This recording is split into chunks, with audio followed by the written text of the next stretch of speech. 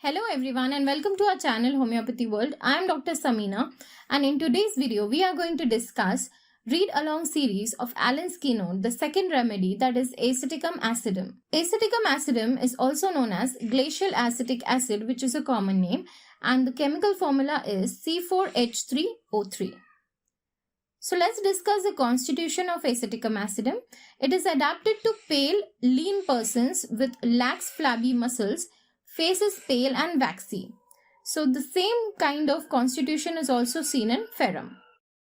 It is adapted in marasmus and other wasting diseases of children. As we have seen in the last lecture, the abrotanum complaints are similar to this, marasmus and wasting diseases of children like emaciation. The also similar complaints are seen in iodum, sanicula and tuberculinum. The physical generals of acetic acid is hemorrhage from every mucous outlet, especially nose, throat, lungs, stomach, bowels and uterus. Again, it is somewhat similar to ferrum and millefolium.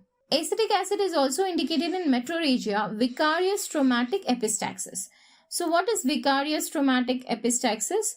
So here vicarious means substituted. So when metrorrhagia, instead of metrorrhagia, the patient complains of traumatic epistaxis.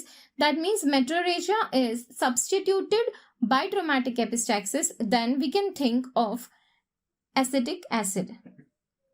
Also, the similar complaints are seen in arnica. Great frustration after injuries, which is similar to sulfuric acid, after surgical shock, or after anesthetics. So whenever a patient complains of great weakness or great frustration, tired feeling after injuries or after surgical operations, then you can think of acetic acid. Thirst of the patient is intense, burning and insatiable, unquenchable thirst for large quantity of cold waters in dropsy. So what is dropsy? Dropsy is nothing but swelling. Same type of thirst is seen in diabetes, chronic diarrhea, but there is no thirst in fever. Patient cannot sleep lying on the back. The patient has to sleep on abdomen or on the lateral sides. The patient of acetic acid cannot sleep on back. Literally opposite to this, patient is better by sleeping on back is arsenic. In acetic acid, you also see the sensation of sinking in abdomen causing dyspnea, rests better when lying on belly. So as we all know, what is dyspnea?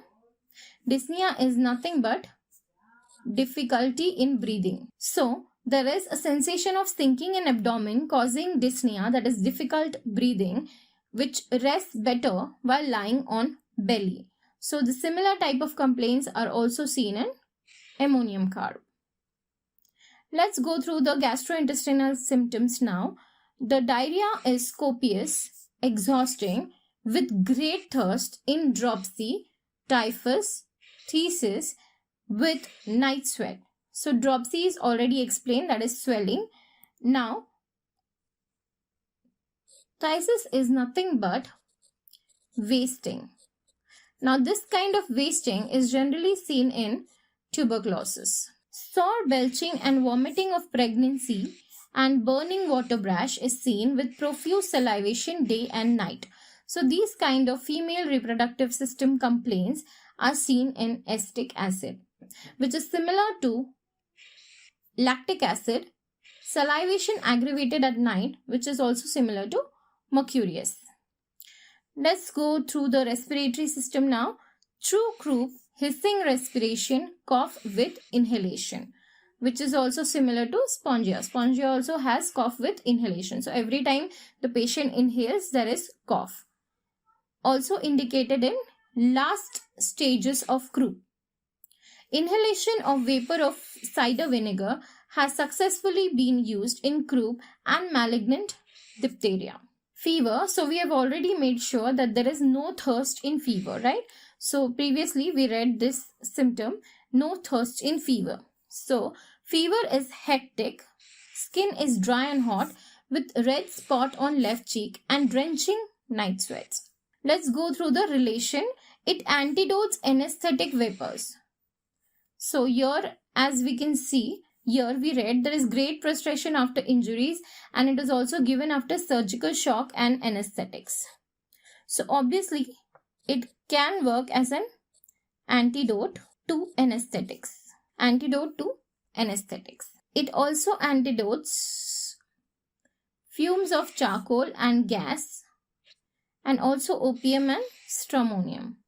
Cider vinegar antidotes carbolic acid. It follows well cinchona in hemorrhage after digitalis in dropsy. It aggravates symptoms of arnica, belladonna, lachesis, mercurius. Especially the headache from belladonna is aggravated after taking acetic acid. So it is not indicated in the following medicines.